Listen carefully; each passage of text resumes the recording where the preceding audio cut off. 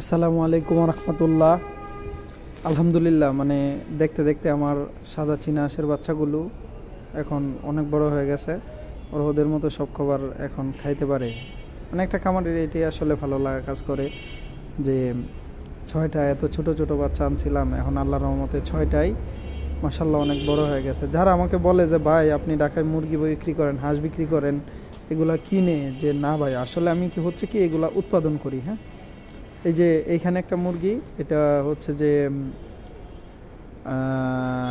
12টা ডিম দিয়ে বসাইছিলাম, নতুন একটা মুরগি। আলহামদুলিল্লাহ এটাতে বাচ্চা ফোটা শুরু হয়েছে, এমনকি বাচ্চা ফুটে প্রায় শেষ হয়ে গেছে। আমি দেখলাম যে 12টা ডিম থেকে 11টার মতো বাচ্চা পাইছি আলহামদুলিল্লাহ। এই যে এখানে 2টা, তারপর এই যে 2টা, 4টা, 5টা, 6টা,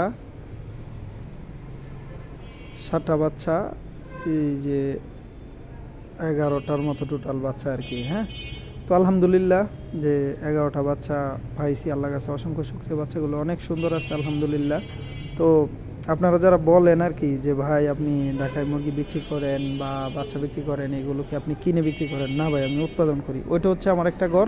আর এই যে এখন যে ঘরটা দেখতে পাচ্ছেন, এটা ইদানিং বানানো হয়েছে। এটাতে আমি মুরগি তাতে বসাই এবং বাচ্চা এখানে আর কি ব্রুডিং করি মুরগি দিয়া। হ্যাঁ, এই যে মুরগিটা দেখতে পাচ্ছেন, এটাতে আলহামদুলিল্লাহ আমি 13টা ডিম দিয়ে বসাইছিলাম।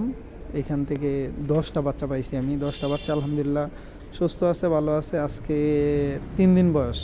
হ্যাঁ, একদম ঝরঝরা আছে বাচ্চাগুলো। তো এইভাবে আসলে আলাদা আলাদা পার্ট পার্ট করে বাচ্চা মুরগি দিয়ে ব্রুডিং করলে মজা হওয়ার ব্যাপার হচ্ছে খুব সুস্থ থাকে। আর এই যে এই মুরগিটা, এটাও 2-4 দিনের মধ্যে বাচ্চা নিয়ে বের হবে আর কি।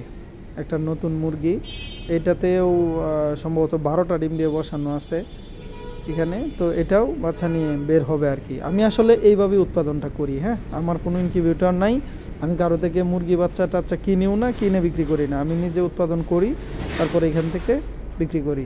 আসসালামু আলাইকুম রহমতুল্লাহ।